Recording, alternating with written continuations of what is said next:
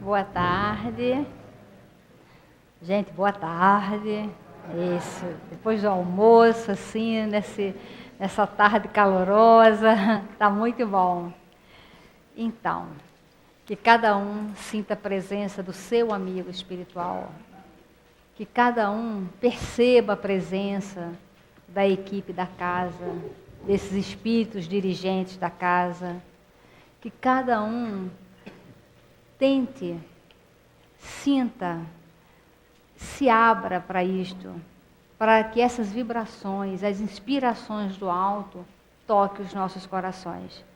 Porque quantas vezes nós chegamos à casa espírita querendo alguma coisa só para a gente, uma mensagem só para a gente. Quantas vezes abrimos um livro, muitas vezes no desespero, querendo uma orientação para um determinado assunto, para uma determinada situação, uma determinada decisão. A casa espírita é para isso, mas precisamos acalmar o nosso coração, precisamos silenciar a nossa mente. Joana de Ângeles, no livro Plenitude, ela tem, a partir do capítulo 9, ela fala sobre que todos nós temos horários para tudo. Nós temos o horário da novela, do jornal na TV, de levar o neto não sei aonde, da manicure, do futebol. E muitas vezes nós não criamos o hábito de ter um horário para falar com Deus.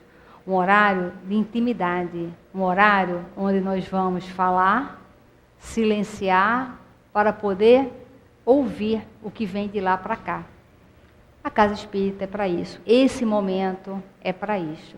E este tema de hoje, que é muito interessante, que é a escolha das provas, e quando a gente vem à casa espírita, quando a gente busca uma mensagem no livro, quando a gente quer uma orientação espiritual, elas estão sempre ligadas às nossas provas, às nossas dificuldades, às coisas que estão acontecendo, que muitas vezes nós falamos, não vou dar conta, é muito pesado, tem alguma coisa errada, não é possível, Deus esqueceu de mim, meu planejamento reencarnatório não era esse.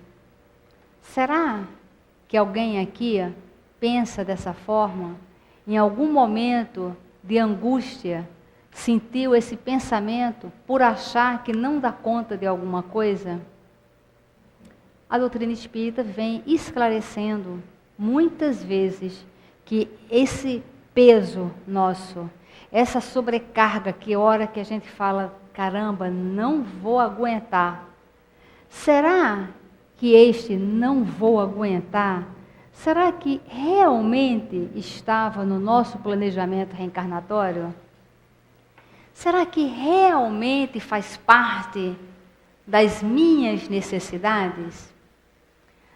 Qual é a primeira proposta da doutrina espírita para nós? A primeira é que a gente pense. Qual é o investimento que os espíritos fazem? Qual é o investimento do Livro dos Espíritos? Qual é o investimento do Evangelho segundo o Espiritismo? Quais são as orientações do Livro dos Médiuns? O tempo inteiro. Pense, reflita, se questione, veja quem é você. Tanto que quando Kardec pergunta aos espíritos, como é que a gente faz para evoluir nesta reencarnação? O que eles respondem? Conhece-te a ti mesmo. E para eles darem essa resposta tão curtinha e tão taxativa, é porque, percentualmente, na Terra, nós não nos conhecemos, não conhecemos a nós mesmos. E por não nos conhecermos, nós não sabemos o que é bom para a gente. E aí a gente começa a fazer as nossas escolhas de acordo com o cardápio do dia. Só das coisas que estão ali ao nosso alcance, sem pensar, sem refletir. Tanto que a nossa fé tem que ser raciocinada. Mesmo quando a gente com muita fé fala, Senhor, eu creio em Ti, eu tenho fé, mas me ajuda.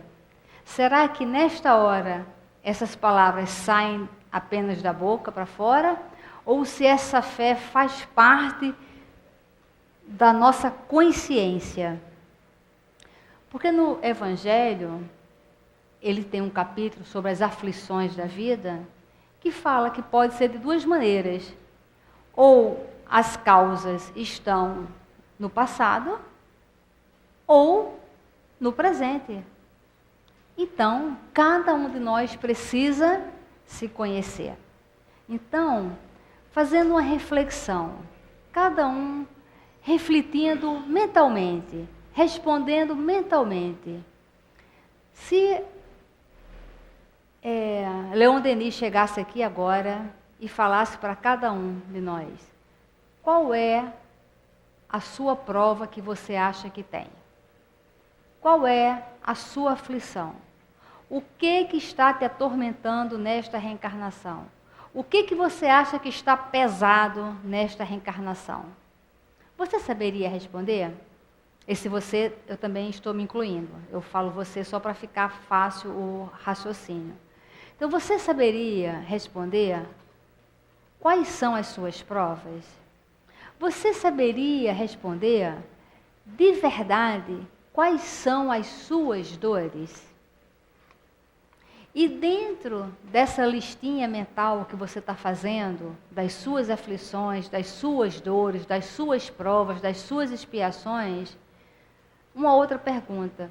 Você acha que elas são frutos da vida do passado, que você tem que passar por isso agora, ou que elas foram criadas por você mesmo nesta reencarnação?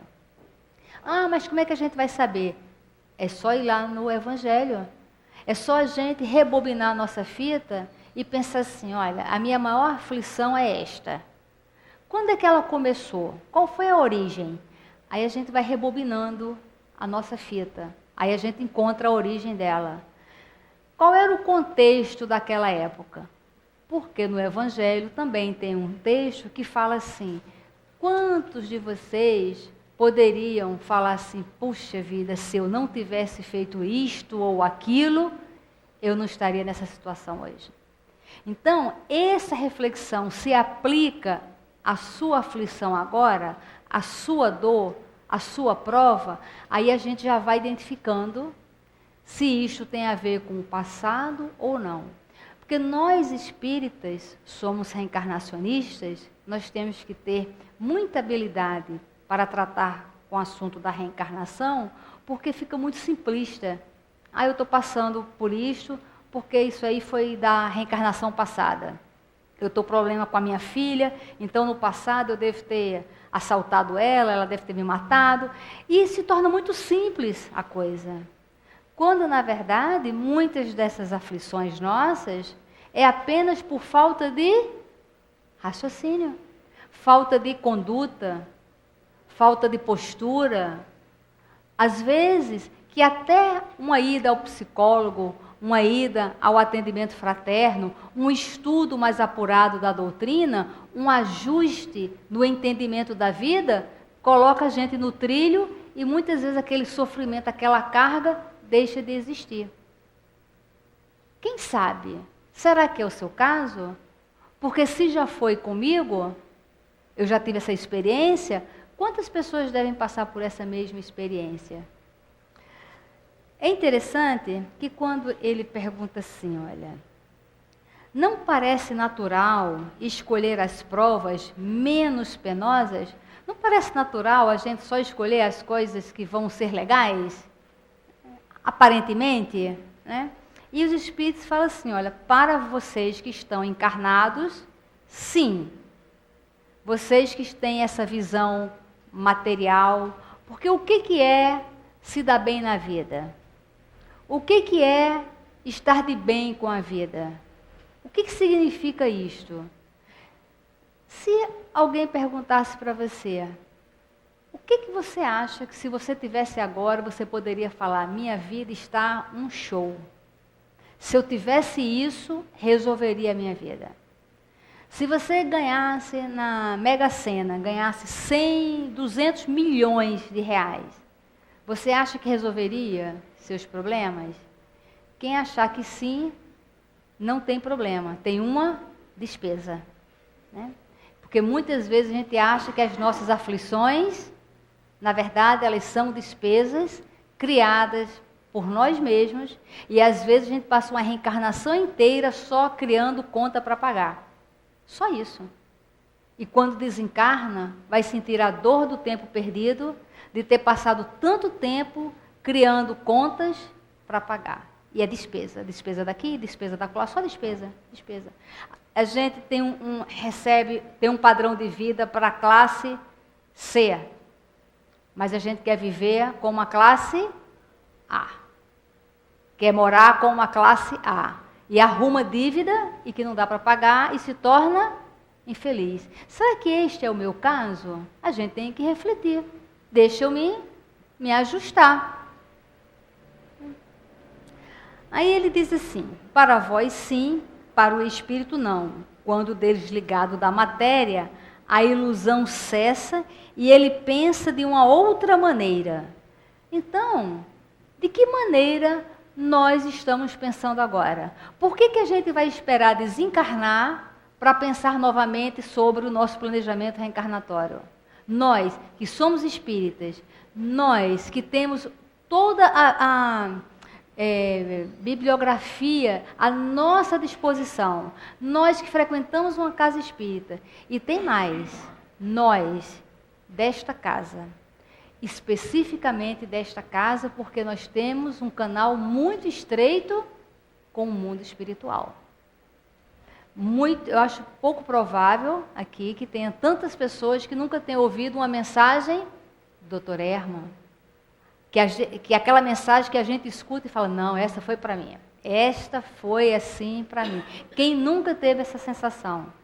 Então, você vai esperar desencarnar para poder ver a vida de um modo diferente? Para se arrepender e começar tudo de novo? Outro dia, o Dr. Herman falou que às vezes nós levamos 50 anos reencarnados para dar início a um planejamento reencarnatório. 50 anos de distração. Aí se distrai com dívidas, se distrai com o neto, com o filho, com a escola, com isso, com aquilo outro, na expectativa, não, quando eu me aposentar, aí quando se aposenta quer manter o padrão anterior, e aí desencarna e vai, o que é? Ficar muito triste. Este é o seu caso? Então nós temos que pensar. Nós temos que pensar o que a doutrina espírita está nos proporcionando. Você saberia responder? Você saberia fazer uma redação sobre isto? Tenta. O que a doutrina espírita te proporciona na mudança da visão do mundo?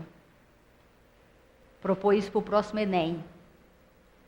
Para a gente saber o que isso acontece na nossa vida. Ele diz, porque nós temos a influência das ideias carnais, que só vê o lado penoso dessas provas. Então, nós já fizemos a primeira avaliação das provas na nossa mente. Então, dentro dessa prova que você acha que está passando, você enxerga essa prova pelo lado carnal ou pelo lado espiritual? Qual é o peso que ela tem para você? E ele diz, o espírito pode, portanto, escolher a prova mais rude e, por consequente, a existência mais penosa, na esperança de alcançar mais depressa um estado melhor. Isto aqui é diferente de ser vítima da vida. Isto aqui é ser diferente de procurar situações de sofrimento para sofrer inutilmente. Isto aqui é como Kardec pergunta, né? E aquelas pessoas que provocam a automutilação, os silícios, que fica se comprazendo naquele sofrimento. E muitas vezes, erradamente, algumas pessoas falam, espírita gosta de sofrer. De jeito nenhum, absolutamente. Mas, se aquilo que estiver acontecendo adiantar o resultado, por que não? Por que não? como o enfermo que escolhe frequentemente o remédio mais desagradável para se curar mais rápido. Então, você gostaria de saber um método de avançar mais rapidamente na sua reencarnação? Você gostaria de ter essa oportunidade? Porque às vezes, Berenice, né? Falando sobre esses sofrimentos todos, sobre as provas, as expiações. Então, eu às vezes pensando, olha, eu gostaria, eu falo com meus mentores, olha, se eu puder antecipar alguma coisa da próxima vida que eu tenha que passar, alguma coisa dramática, que realmente eu tenha que passar, se eu puder puxar para esta reencarnação, eu gostaria. Por quê? Porque agora eu estou imersa na doutrina espírita. Agora, pelo menos, olha, fome eu não vou passar, porque a quantidade de casa espírita que eu conheço, para me acolher, por que não? Então, se eu puder antecipar alguma coisa, não por sofrimento, mas por adiantamento. Até para eu saber mesmo se o que eu sei, se eu tenho consciência daquilo que eu sei. Porque eu considero a minha vida uma vida muito bacana. Então, se ela está bacana, ótimo. Mas se eu puder antecipar alguma coisa, agora eu me sinto assim muito cercada de muitas coisas que possam me dar um subsídio para que eu passe melhor. Porque, gente, sofrer por justa causa, né, sem ser a gente inventar da cabeça, amparado por uma casa espírita, amparado pela doutrina espírita, e aqui nesta casa, nas casas que o Dr. Erma orienta, ser amparado com as orientações do Dr. Erma, isto nós temos que agradecer de joelhos. As palavras de ânimo, de carinho, de força, de coragem. Eu administro uma tarefa lá em Guapimirim.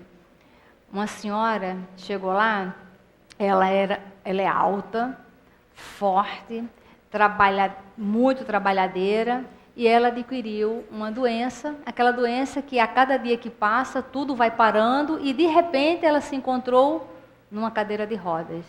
E acabou que ela chegou lá no nosso trabalho, muito sofrida, muito revoltada, muito, não era espírita, e chegou lá. E aí nós começamos a falar para ela da imortalidade da alma, do espírito que ela é, que aquilo vai passar, que ela está resgatando tantas coisas, mas ela está num local que todos gostam dela. E o Dr. Erma falou, o Dr. Erma deu assistência, e muito interessante. Na segunda-feira passada, nós então fomos lá na casa dela, né, foi uma equipe visitar, e ela falando como foi importante ela saber que não é um problema particular dela com Deus, que não é implicância de Deus com ela. Como foi importante ela saber que aquilo ali é importante para o progresso dela. E ela falou assim, pois é, né, minha filha? Isso aconteceu comigo já perto dos 50, e você sabe que eu nunca tinha agradecido poder andar como eu andava, ir para onde eu queria, e fazer o que eu queria na hora que eu queria, e que eu nunca agradeci isso? E a gente pode se perguntar aqui, né? Quantas vezes você já agradeceu a independência que você tem no seu corpo, de agora mesmo você querer ir beber água, você se levantar e beber água e voltar? Que riqueza é essa que você tem? E você dá valor sobre isso? Essa bênção, esse presente divino? Será que a gente não fica valorizando muito as coisas que às vezes são coisas tolas? Eu não estou diminuindo a dor de ninguém, mas será que às vezes a gente não dá tanta ênfase a tolices e as coisas mais importantes a gente não dá valor? Quantas vezes nós já agradecemos por enxergar, nós aqui estamos, poder andar, poder estar disponível. Olha que coisa, que presente maravilhoso nessa reencarnação. E aí ele fala assim, olha, percebem o objetivo mais sério para eles do que os gozos fugidios do mundo. Depois de cada existência, veem o passo que deram e compreenderam que ainda lhes falta em pureza para atingi-lo. Eis porque submetem-se voluntariamente a todas as vicissitudes da vida corporal, pedindo eles próprios as que podem fazer com que ele alcancem mais depressa. E nós estudamos essa pergunta com ela, nós estudamos o Evangelho com ela, e isto fez toda a diferença na vida dela. Ela realmente conseguiu entender essa lição. Na questão 267, o Kardec pergunta assim, o espírito poderia fazer sua escolha enquanto encarnado? Imagina, essa é para a gente. Agora, se você tivesse que fazer as suas escolhas agora, o que você escolheria? Escolheu. Para que isto que você escolheu serve? O que você escolher agora, você pretende usar como? O que isto vai te trazer de retorno? Como vai ser a sua próxima reencarnação? Se agora a gente tivesse que fazer a reencarnação, o planejamento, quem você gostaria que fosse seus pais? Seu pai e sua mãe? Quem você gostaria? Você gostaria de casar com quem? Como você gostaria que fosse seu parceiro na próxima? Já fez, né? Esse pai e essa mãe que você está planejando, você acha que eles vão querer você como filho?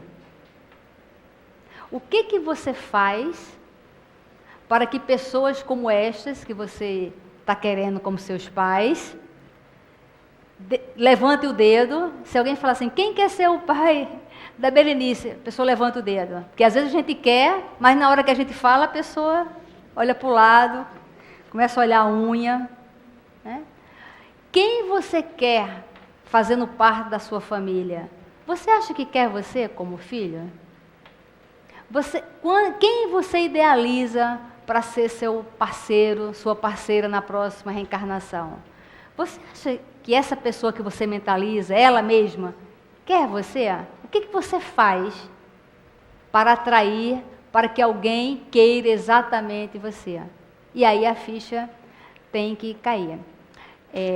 Quando eu era adolescente é um espetáculo, né? Porque quando a gente é adolescente, a gente acha que sabe de tudo, que todos os adultos são bobos, que eles não perceberam a vida, e que o mundo está a meus pés e que depende das minhas decisões, né?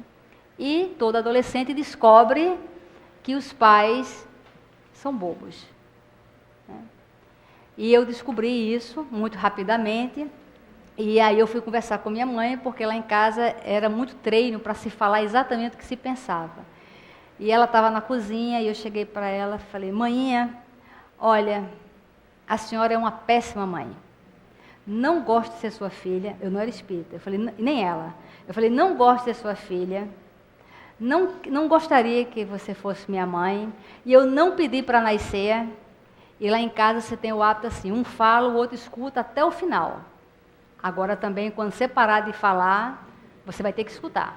Porque se você não escutar, a orelha puxa você aonde você estiver para você voltar e ouvir. E ela estava na cozinha, e eu fui falando, aí ela virou para mim, botou a mão assim, ela falou assim, e você acha que eu gosto de você? E você acha que eu sou doida de pedir para que você fosse minha filha? Você veio de enxerida que você é, de metida que você é, e que ninguém aguenta você. E rua, zarpa daqui, vai fazer alguma coisa. Pronto, psicologia 100%, entendeu? E aí a gente entende que às vezes a gente quer para a gente alguém tão maravilhoso, mas que nós não somos essa maravilha, porque se fosse a atração, e foi para mim a melhor mãe, eu não poderia ter tido outra mãe senão ela. A rédea não era curta, não tinha rédea. Era no negativo a rédea. Porque senão eu não sei onde é que eu estaria hoje. Não sei. Foram 10 filhos, eu fui a 10ª. Né? E foi realmente uma excelente mãe. Então, Joana de Ângeles está aí para reencarnar. Né? O Divaldo falou, tem um DVD que é As Vidas de Joana, e ele fala que tão logo ele desencarne, ela vai reencarnar como Emmanuel reencarnou. E aí, quem aqui gostaria de receber a Joana de Ângeles como neta, como filha? É só se inscrever. É só se inscrever. É o direito de todo mundo querer. Né? Aí a segunda pergunta, você está apto a receber a Joana de Ângeles como filha, como neta? O que você faz para que ela escolhesse você? Qual é o ambiente da sua casa? O que você proporciona na sua casa para atrair um espírito como a Joana de Ângeles?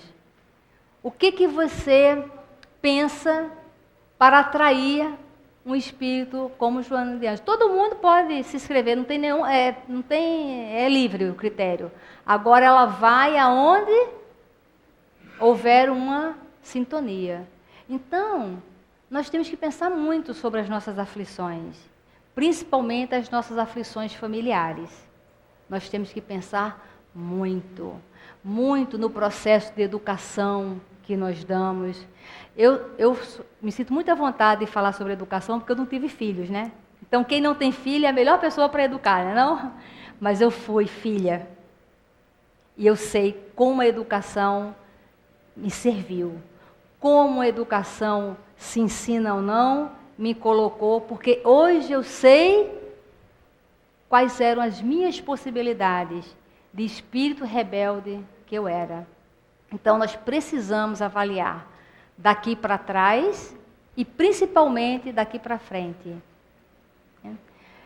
Os nossos netos, os nossos familiares, vamos falar para os netinhos, pela turma que está aqui, né? Vamos falar dos netos. Se na sua programação reencarnatória estiver já estipulado você retornar nesse grupo familiar, você está preparando seus netos para serem seus pais? Para serem seus avós? Você está preparando isto? Eu assisti um seminário do Divaldo muito interessante. Ele estava falando sobre a nossa cultura. E a nossa cultura brasileira é que casa de avó pode tudo, mas não pode não. Os avós que querem ajudar, têm que ajudar de acordo com a educação dos pais. Ah, mas os pais são destrambelhados, então denuncia os pais e pega a guarda. Mas os avós que ficam burlando a educação, a disciplina, vão arrumar encrenca espiritual. Então, a gente tem que pensar muito, porque às vezes os avós falam assim, isso é muito da nossa cultura, eu já criei meus filhos, a avô serve para deseducar os netos. Olha, neto, antes de ser neto, é filho de Deus e um espírito comprometido que precisa de orientação. Quando olhar para ele, não é um neto, é um espírito que precisa de orientação. Porque nós espíritas temos que ter essa visão de educação moral. E aí ele diz assim, né? O espírito poderia fazer sua escolha enquanto encarnado, seu desejo. Então, qual é o seu desejo para a próxima, né? Seu desejo pode influir sobre a escolha. Isso depende da intenção. Então, qual é a sua intenção quando você fala assim, eu tive uns pais tão rudes, tão cruéis, tão isso, eu queria uns pais muito bonzinhos. Qual é a sua intenção? Ludibriá-los? Botar eles no bolso e fazer o que quiser? Né? Então, qual é a sua intenção quando você escolhe as coisas para a sua vida? A gente tem que pensar sobre isso. Outra questão que ele diz assim, muito interessante. A que se deve atribuir as vocações de certas pessoas e sua vontade de seguir uma carreira de preferência ou outra. Isso é muito interessante, nós que trabalhamos com evangelização, nós que temos crianças à nossa volta, para a gente começar a perceber quais são as tendências daquela criança. Quando nós vamos aconselhar os nossos jovens a seguir uma carreira profissional, o que vem no nosso discurso? É uma carreira promissora que vai trazer uma vida fácil? Né? Ou é alguma coisa que vai engrandecer o espírito? Tem um amigo meu que ele tem um filho, tem 29 anos. Né? O filho dele fez economia. Estava trabalhando, empregado, muito inteligente. Se formou muito jovenzinho. Com 29 anos, ele começou a pensar em ser médico. Né? Em medicina, e aí a família toda fica o quê? Não, mas você já está bem na vida, você já está empregado, você já está numa carreira, você vai parar tudo para estudar, para começar tudo de novo, como se 29 anos fosse alguma coisa assim tão, né, já quase na beira da morte. Né? Você viu aquele senhorzinho que 95 anos se formou em Direito? Né? E aí ele ficou naquela dúvida, ele não é espírita. E eu conversei com ele, eu falei, olha, você gostaria de uma orientação espiritual?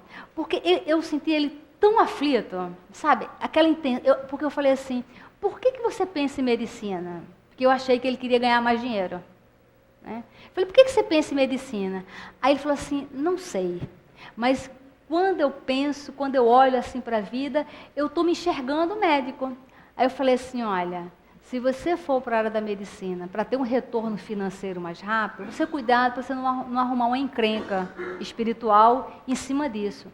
Médico e qualquer profissão tem que ganhar dinheiro? Tem. Mas qual é a sua intenção quando você olha um paciente? Você olha um paciente, uma pessoa que você quer aliviar, ou você olha e vê, são R$300 aqui, ó. Esse é 300, aquele é 400, aquele ali eu faço 2 de 40. O que você vê quando você olha um paciente? Aí ele riu e tal. Eu falei, pensa, porque se você quiser, você pode pegar uma orientação espiritual. Ele nunca tinha nem ouvido falar em espírito, nada. E ele foi ter uma orientação espiritual com o Dr. Erma. E sabe o que o Dr. Erma falou para ele? Que este era o planejamento reencarnatório dele. Só que ele, jovem, foi pelo caminho mais rápido, mais fácil. Só, meu filho, que você escolheu a profissão mais fácil. Ele sabendo que ele é muito inteligente, que ia ganhar dinheiro muito rapidamente, ele foi para a área de economia, né, que era a maneira mais rápida dele, mas o compromisso dele com a saúde, com o coletivo, com o espírito, foi tão grande, e graças a ele, da sensibilidade dele, que ele foi o quê? Captando essa sensibilidade. Aí a família se programou, ele parou de trabalhar, investiu em cursinho para poder o quê? Entrar na carreira médica aos 29 anos de idade. Né? Então, nós temos que pensar, será que essas escolhas que nós fazemos o tempo inteiro, o que nos move? Qual é a intenção? Até mesmo quando a gente vem para a casa espírita. Qual é a sua intenção quando você vem para a casa espírita? Quando você vem trabalhar? Quando você se disponibiliza para ser um voluntário? É só para pegar umas dicas do mundo espiritual e dar as costas e ir embora? Vem só se aproveitar, porque muitas vezes isso acontece? Ou você vem porque você sinceramente enxerga que estudando no coletivo, trabalhando ombro a ombro, aprendendo a conviver, aprendendo a falar, aprendendo a se conhecer, você vai crescer espiritualmente. Você vem para a casa espírita por questões materiais, para alguém resolver seu problema, seja o espírito, seja alguém daqui, ou você vem para se resolver, se conhecendo, você vem por você. Nós precisamos saber a intenção de todas as nossas decisões, o que nos move o tempo inteiro. E aí ele diz assim, olha, no estado errante, ou seja, a pessoa desencarnar e ficar no mundo espiritual, estudando o espírito as diversas condições em que poderá progredir, Como pensa poder fazê-lo, nascendo, por exemplo, entre os povos canibais? Veja que as perguntas são bem amplas para que a gente não tenha dúvida que isto acontece.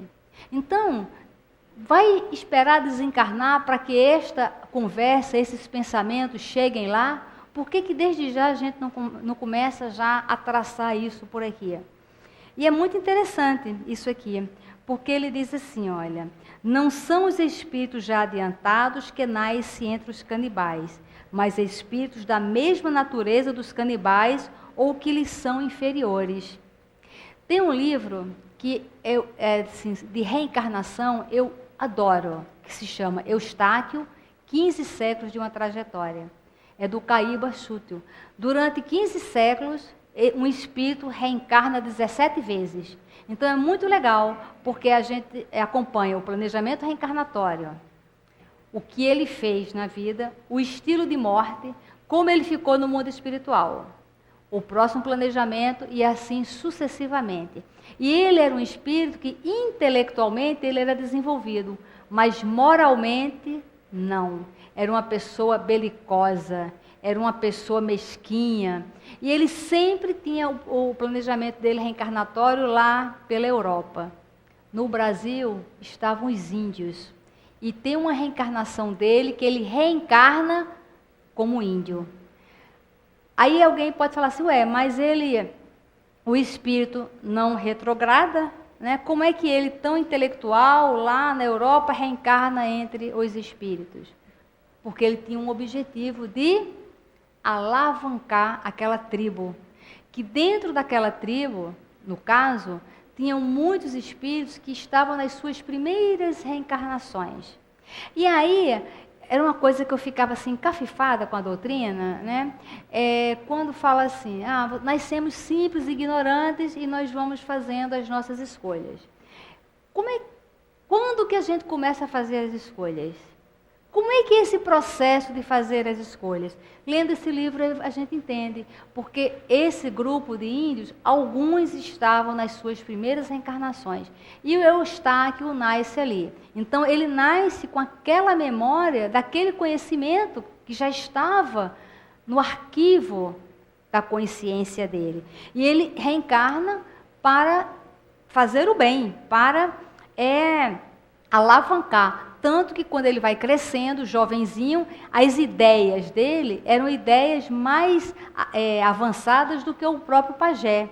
Ele alavanca a maneira de pesca, ele dá ideias na maneira da caça, ele dá uma ideia na maneira de como se faz lá as ocas. Então, por quê? Pela experiência intelectual de outras vidas, ele vai o quê? Progredindo aqueles índios. Mas como ele era apenas intelectual avançado, ele teve a oportunidade... e para ele tinha duas missões, né? Alavancar aquele grupo de espíritos para o progresso intelectual e para ele ter contato com a natureza e, através daquela simplicidade, ele ter condições de enxergar Deus na natureza. Ele ter condições de estar diretamente ligado aos fenômenos da natureza para ele se sensibilizar.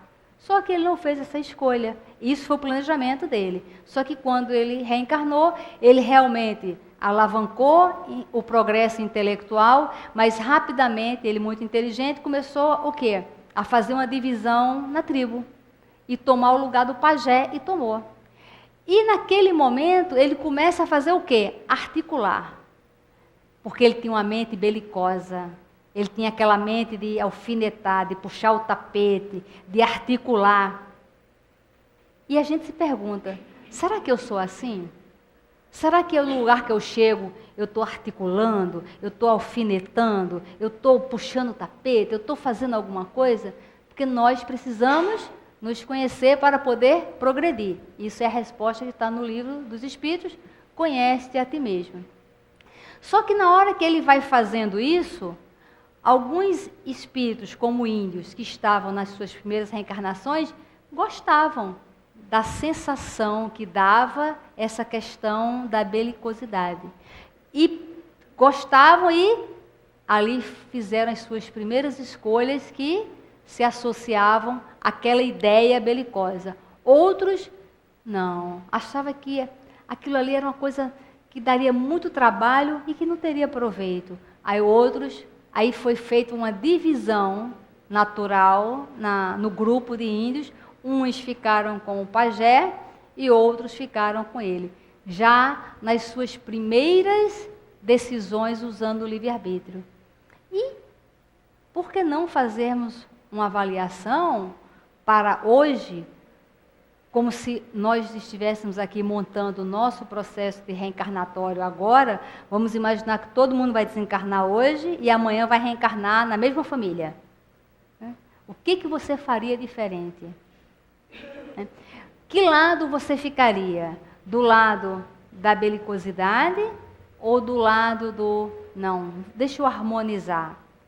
Porque o harmonizar, o compreender, não é ser conivente com o erro, não é concordar com as coisas erradas. Nós podemos o tempo inteiro falar sim, sim, não, não, mas de uma maneira lúcida, apenas compreendendo. É o que ele fala aqui na primeira parte, né? Se alguém te compreende, ame e abençoa. Se alguém te injuria, abençoa e ama também. Não seja conivente, não baixe a cabeça, não concorde, mas abençoa e ama, mas aqui e eu aqui, sem se responsabilizar pelo outro. Essa outra questão aqui, essa 272, ele fala assim: poderiam nascer entre nossos povos civilizados espíritos vindos de um mundo inferior à Terra, ou de um povo muito atrasado, como os canibais, por exemplo? Porque aqui ele está muito focado nisso. Mas tem um caso que representa bem, um seminário do Divaldo, que o Divaldo fala uma experiência lá na Mansão do Caminho, né? O Divaldo é um médium baiano e ele tem uma obra lá na Bahia, se chama Mansão do Caminho, que é desde a década de 40, se eu não me engano. Então, ele lá tinha aqueles antigos orfanatos, né, onde se pegava aquelas crianças, muitos moradores de rua, as pessoas que, às vezes, até pessoas da alta sociedade que engravidavam, não queriam aquela gravidez, ia lá e deixava lá no orfanato. Então, ele chegou a ter, sei lá, ele registrou em nome dele, sendo pai, ele registrou como filho, se eu não me engano, 300 e poucos, 600 e poucas crianças, que ele registrou como sendo filho dele, né? E aí, ele conta um caso muito, muito interessante. Ele falou que um amigo dele, que era muito amigo do Chico Xavier, que na época tinha centro espírita, tinha orfanato, tinha asilo, uma pessoa muito atuante, inclusive na política, né? Assim, de uma maneira muito coerente, uma pessoa muito bacana, desencarnou. E a mentora dessa pessoa levou ele no mundo espiritual. Divaldo fala que era muito amigo, a Ivone Pereira, Divaldo e essa pessoa, né, que está me fugindo o nome. E essa pessoa desencarnou. E no mundo espiritual, a mentora dele levou num local que ele falou que era assim um local muito escuro, era um local que tinha um mau cheiro muito grande, ele vai descrevendo ali como se fosse assim umas trevas, uma coisa horrorosa. E aqueles espíritos que estavam ali estavam gritando, né, um nome. E a mentora fala para ele: presta atenção no nome que eles estão falando. E aí ele começou a prestar atenção. Daqui a pouco, sabe qual era o nome que aquele povo estava gritando? O nome dele, quando ele foi um rei da Babilônia. Olha, bem antes de Cristo, né? E aí foi mostrado para ele esta vida dele lá na Babilônia, ele como um rei altamente perverso. Inclusive, ele criou o bidente. Porque quando ele se apropriava de uma vila, né, de uma cidadela, o que ele fazia? Os homens fortes se transformavam em escravos. Mas para não se rebelarem, ele fazia o quê? furava os olhos. E para furar mais rápido, porque ele furava com a lança, furava um e furava outro. E para ir mais rápido, ele criou o bidente para ir furando todos eles, né? Os idosos e os doentes, eles matavam. Os fortes, ele cegavam. As mulheres, eles estupravam. E as crianças viravam escravos, né? Então, esta era a metodologia dele. Ele, como esse rei, quando ele está próximo de desencarnar, ele se arrepende. E ele tem vidas e mais vidas sucessivas de leproso, de cego, de miséria total. Ele entrou num processo de arrependimento, de reparação muito grande ao longo desses anos, até nos dias atuais, que ele morreu em 1960, se eu não me engano, né? E aí ele reviu tudo isso. E a mentora falou para ele o seguinte: olha, esses espíritos que estão aqui, eles tiveram tanto ódio de você, tanto ódio, que eles não conseguiram reencarnar, por incompatibilidade fluídica. Eles estão aqui e não conseguiram reencarnar. E você agora é que vai coordenar a reencarnação de cada um deles.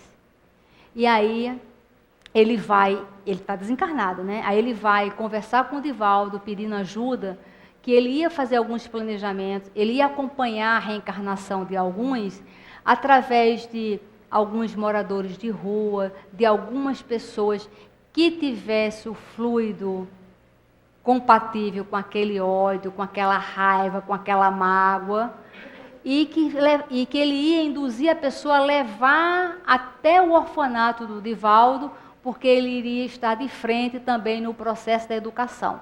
Aí ele combinou isso com o Divaldo. Então tá bem, você pode mandar uns 5 para cá. Aí tá bom. O tempo passou, aí o Divaldo falou que passaram uns 6, 7 anos, o Divaldo falou que tinha muita criança com muita dificuldade de falar e com a violência extrema.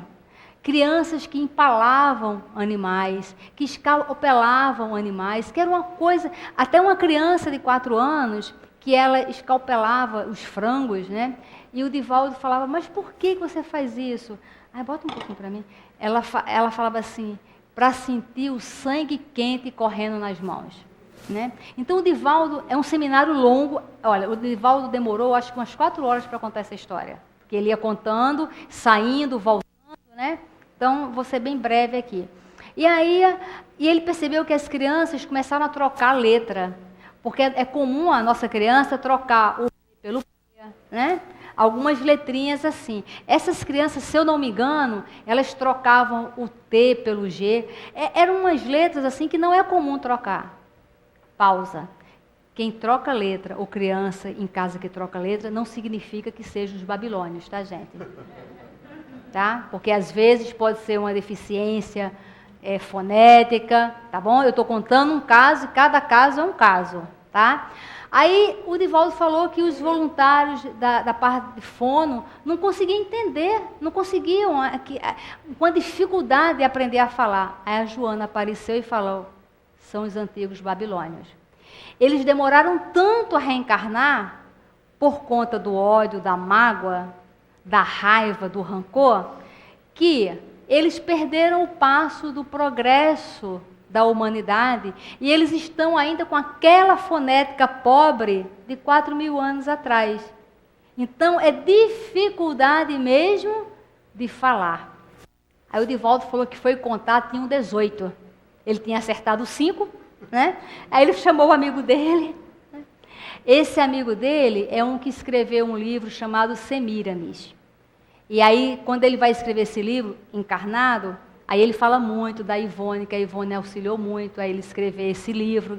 E aí o Chico, a Ivone e o Divaldo deram muito suporte a ele no mundo espiritual para ele dar continuidade a esse progresso de reencarnação.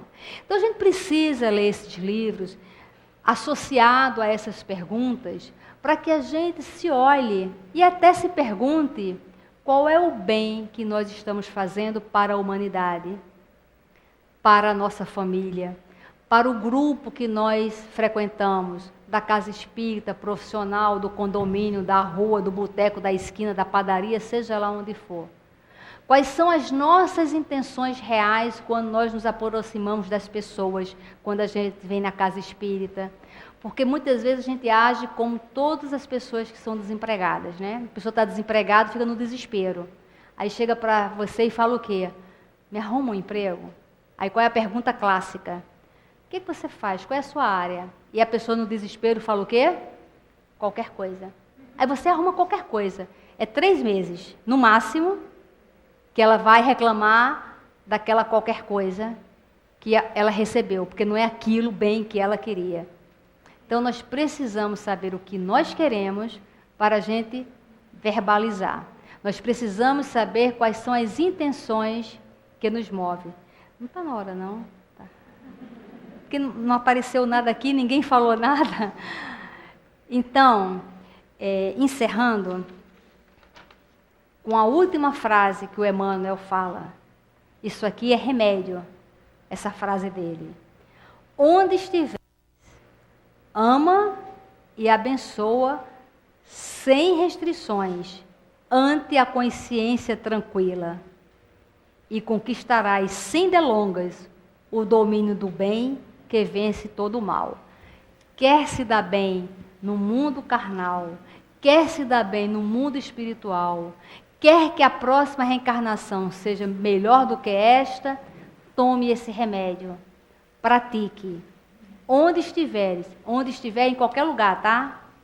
Não é só na casa espírita, é em casa, é na rua, no sinal, na padaria, em qualquer lugar. Onde estiveres, ama e abençoa, sem restrições, ante a consciência tranquila, e conquistarás sem delongas o domínio do bem que vence todo o mal.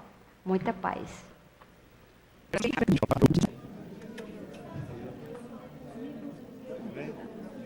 estou aqui. O negócio da maçã, fisgado, ela vai, né? Dói tudo. Não, mas acho que é fogo. Vamos sim.